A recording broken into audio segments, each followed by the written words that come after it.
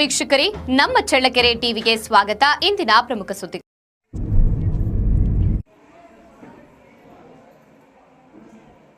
ಹಲವಾರು ದಶಕಗಳಿಂದ ಪೂಜ್ಯ ವೀರೇಂದ್ರ ಹೆಗ್ಗಡೆಯವರ ಮಾರ್ಗದರ್ಶನದಲ್ಲಿ ಶ್ರೀ ಕ್ಷೇತ್ರ ಧರ್ಮಸ್ಥಳ ಗ್ರಾಮೀಣಾಭಿವೃದ್ಧಿ ಯೋಜನೆ ಕುಡಿತ ಚಟವನ್ನು ದೂರಬಿಡಲು ಅನೇಕ ಜಾಗೃತಿ ಕಾರ್ಯಕ್ರಮಗಳನ್ನು ಹಮ್ಮಿಕೊಳ್ಳುವ ಮೂಲಕ ಲಕ್ಷಾಂತರ ಜನರ ಬದುಕಿಗೆ ಆಶಾಕಿರಣವಾಗಿದೆ ಎಂದು ಪಟ್ಟಣ ಪಂಚಾಯಿತಿ ಅಧ್ಯಕ್ಷೆ ಮಂಜುಳಾ ಶ್ರೀಕಾಂತ್ ತಿಳಿಸಿದ್ದಾರೆ. ಗುರುವಾರ ನಾಯಕನಹಟ್ಟಿ ಸಮೀಪದ ಏಕಾಂತೇಶ್ವರ ಮಠದ ಸಮುದಾಯ ಭವನದಲ್ಲಿ ಶ್ರೀ ಕ್ಷೇತ್ರ ಧರ್ಮಸ್ಥಳ ಗ್ರಾಮೀಣಾಭಿವೃದ್ಧಿ ಯೋಜನೆ ಬಿಸಿ ಟ್ರಸ್ಟ್ ನಾಯಕನಹಟ್ಟಿ 2066ನೇ ಮಧ್ಯವರ್ಜನೆ ಶಿಬಿರ ವ್ಯವಸ್ಥಾಪನಾ ಸಮಿತಿ ನಾಯಕನಹಟ್ಟಿಯವರ ಸಂಯುಕ್ತಾಶ್ರಯದಲ್ಲಿ ಹಮ್ಮಿಕೊಂಡಿದ್ದ 2066ನೇ ಮಧ್ಯವರ್ಜನಾ ಶಿಬಿರ ಕಾರ್ಯಕ್ರಮ ಉದ್ಘಾಟಿಸಿ ಮಾತನಾಡಿದರು. ಕಾರ್ಯಕ್ರಮದಲ್ಲಿ ಶ್ರೀ ಗುರು ತಿಪ್ಪೇರುದ್ರ ಸ್ವಾಮಿ ದೇವಸ್ಥಾನದ ಕಾರ್ಯನಿರ್ವಹಣಾಧಿಕಾರಿ ಎಚ್ ಗಂಗಾಧರಪ್ಪ, ಅಖಿಲ ಕನ್ನಡ ಜಿಲ್ಲಾ ಪಂಚಾಯಿತಿ ಸದಸ್ಯ ಶಿವಸ್ವಾಮಿ, ಅಖಿಲ ಕನ್ನಡ ಜನಜಾಗೃತಿ ಸದಸ್ಯರಾದ ಎಂವೈಟಿ ಸ್ವಾಮಿ, ಮಧ್ಯವರ್ಜನಾ ಶಿಬಿರದ ಅಧ್ಯಕ್ಷ ಲೋಕೇಶ್ ಆಚಾರಿ, ಪತ್ರಕರ್ತ ಧನಂಜಯ ಮಾತನಾಡಿದರು. ಈ ಸಂದರ್ಭದಲ್ಲಿ ಮನುಮಯ್ಯನಹಟ್ಟಿ ಗ್ರಾಮ ಪಂಚಾಯಿತಿ ಸದಸ್ಯ ನಿರಂಜನ್, ರಾಜು, ಜಿಲ್ಲಾ ಜನಜಾಗೃತಿ ಯೋಜನಾ ಪ್ರಾದೇಶಿಕಾಧಿಕಾರಿ ನಾಗರಾಜ್, ತಾಲೂಕು ಯೋಜನಾಧಿಕಾರಿ ಜಯಂತ್ ಕುಮಾರ್, ನಾಯಕನಹಟ್ಟಿ ವಲಯ ಮೇಲ್ವಿಚಾರಕಿ ಶಶಿಕಲಾ, ಮನುಮಯ್ಯನಹಟ್ಟಿ ವಲಯ ಮೇಲ್ವಿಚಾರಕ ಪ್ರದೀಪ್ ಕುಮಾರ್, ಗೌರಸಮುದ್ರ ವಲಯ ಮೇಲ್ವಿಚಾರಕಿ ಶಶಿರೇಖಾ, ತಳಕು ವಲಯ ಮೇಲ್ವಿಚಾರಕ ಮಂಜುನಾಥ್ ಸೇರಿದಂತೆ ಸೇವಾ ಪ್ರತಿನಿಧಿಗಳು, ಸಾರ್ವಜನಿಕರು ಹಾಜರಿದ್ದರು.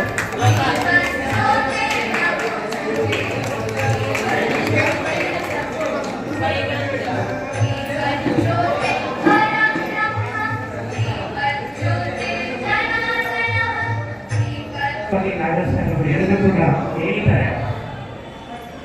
ಮೊದಲನೇ ದಿನ ಈ ಶಿಬಿರದಲ್ಲಿ ಒಂದು ದೊಡ್ಡ ನೃತ್ಯದ ವಾತಾವರಣ ಇತ್ತು. ಕೊನೆಯ ದಿನ ಮಾತ್ರ ಅತ್ಯಂತ ಸುಂದರವಾದಂತಹ ಸಮಾರಂಭ ಇದಾಗುತ್ತೆ. ಮಧ್ಯಾಹ್ನ ನಡೆಸತಕ್ಕಂಥದ್ದು ಒಂದು ಸಮಾಜದಲ್ಲಿಯೂ ಒಂದು ಬೆಳಕು. ಸಾಮಾಜಿಕ ನಿಮಗೆ ಗೊತ್ತಿರುತ್ತೆ, ಹಾಲನ್ನು ಪ್ರತಿ ಮನೆಗೂ ತಂದು ಕೊಡ್ತಾರೆ, ಹಾಲನ್ನು. ಆದರೆ ಹಾಲನ್ನು ಅಂಗಡಿಗಳಲ್ಲಿ ಜನಗಳು ಬೆಳಿಗ್ಗೆ ಎದ್ದ ತಕ್ಷಣ ದುಡ್ಡು. ಆದರೆ ಇದರ ಉದ್ದೇಶ ಇಷ್ಟೇ, ನಾವು ಒಳ್ಳೆಯದು ಮನೆ ಬಾಗಿಲಿಗೆ ಬಂದರೂ ಕೂಡ ನಾವು ಸ್ವೀಕರಿಸುತ್ತಲ್ಲ. ಆದರೆ ಕೆಟ್ಟದನ್ನು ನಾವು ಮನೆಗೆ ಉಳ್ಕೊಂಡು ಎಲ್ಲಿ ಸಿಗುತ್ತೋ ಅಲ್ಲೇ ಹೋಗಿ ಉಳ್ಕೊಂಡು ಕೆಟ್ಟದನ್ನು ಕಳ್ಕೊಳ್ತೀವಿ.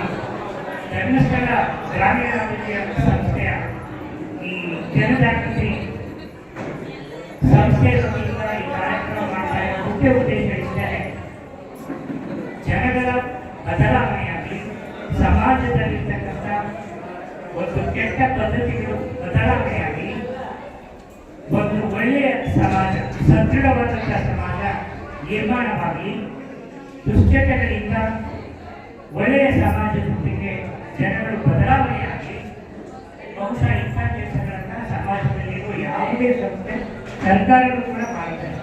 ಆ ಸರ್ಕಾರ ಮಾಡದೇ ಇರ್ತಕ್ಕಂಥ ಒಂದು ಕಾರ್ಯವನ್ನ ನಮ್ಮ ಧರ್ಮಸ್ಥಳ ಸಂಸ್ಥೆ ಮಾಡಿದೆ. ಸರ್ ಮಾತಾಡ್ತಾರೆ, ಹೇಳ್ತಾರೆ ಬಹಳ ಚೆನ್ನಾಗಿರ್ತಾರೆ.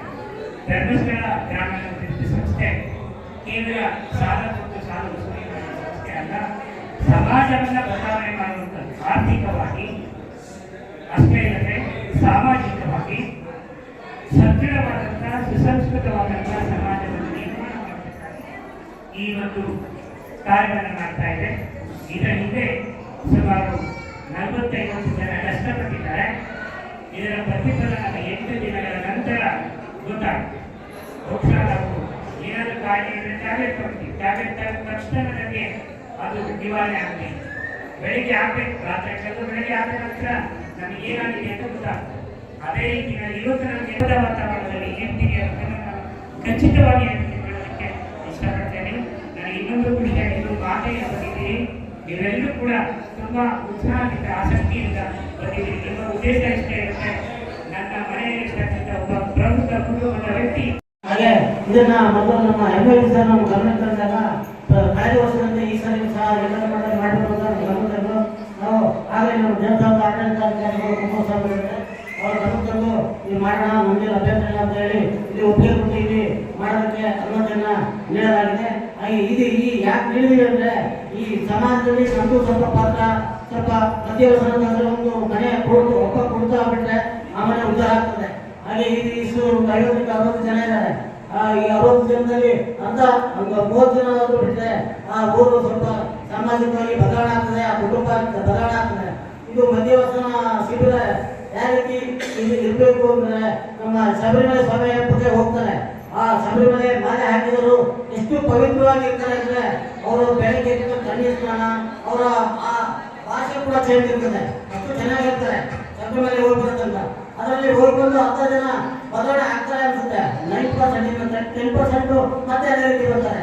ಹಾಗೆ ಈ ಮಧ್ಯ ಶಿಬಿರ ಕೂಡ ಶಿಬಿರ ಕೂಡ ಈ ಶಿಬಿರ ಮುಗಿದ ಮೇಲೆ ಮತ್ತೆ ಹಾಕಬೇಕು. ಅಟ್ಲೀಸ್ಟ್ ಒಂದು 90% ಜನನಾದ್ರು ಸಮಾಜದಲ್ಲಿ ಹಾಗೆ ಉಳಿದಿ ಅವರ ಸಮಾಜ ಮತ್ತೆ ನಮ್ಮ ಊರು ಬದಲಾವಣೆ ಆಗಲಿ. ಈ ಶಿಬಿರ ಮಧ್ಯವಸನ ಬಿಟ್ಟರೆ ಖಂಡಿತ ಊರು ಬದಲಾವಣೆ ಆಗ್ತದೆ. ಅವರ ಮಕ್ಕಳ ಜೊತೆಗೆ ಮೊಮ್ಮಕ್ಕಳ ಜೊತೆಗೆ ಪಾಠ ಸಂಗೀತ ಆಟ ಆಡಿದಂತ ಮಕ್ಕಳಿಗೆ ಅವರ ಸಾಮಾಜಿಕ ಬುದ್ಧಿನೇ ಬದಲಾವಣೆ ಆಗ್ತದೆ ಅಂತ ಹೇಳ್ತಾ ಎಲ್ಲರೂ ಈ ಎರಡನೇ ಸಾರಿ ಇದು ಒಂದು ಮಧ್ಯವರ್ಜನ ಶಿಬಿರವನ್ನು ಹಮ್ಮಿಕೊಂಡಿರುತ್ತಾರೆ. ಈ ಶಿಬಿರವನ್ನು ಯಶಸ್ವಿ ಆಗಲಿ. ಮತ್ತೆ ನೀವು ಬಹಳ ಕಷ್ಟಪಟ್ಟಿದ್ದೀರಾ ಅಂತಲೂ ಗೊತ್ತಾಗ್ತೈತೆ.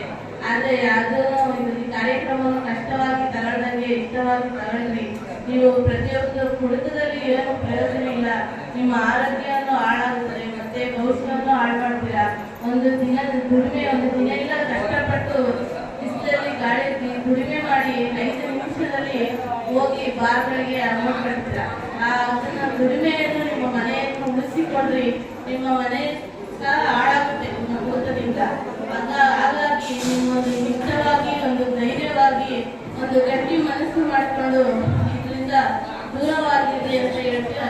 ಮತ್ತೆ ಈ ಶಿಬಿರದಲ್ಲಿ ಎಲ್ಲರೂ ಯಾರ್ಯಾರು ಪ್ರಯಾಸ ಪಟ್ಟಿದ್ದಾರೋ ಈ ಶಿಬಿರ ಯಶಸ್ವಿ ಆಗಲಿ, ಕಾರ್ಯಕ್ರಮವನ್ನು ಯಶಸ್ವಿಗೊಳಿಸಿ ಅಂತ ಹೇಳಿ 8 ದಿನಗಳಲ್ಲಿ ಒಂದು ಅದ್ಭುತವಾಗಿ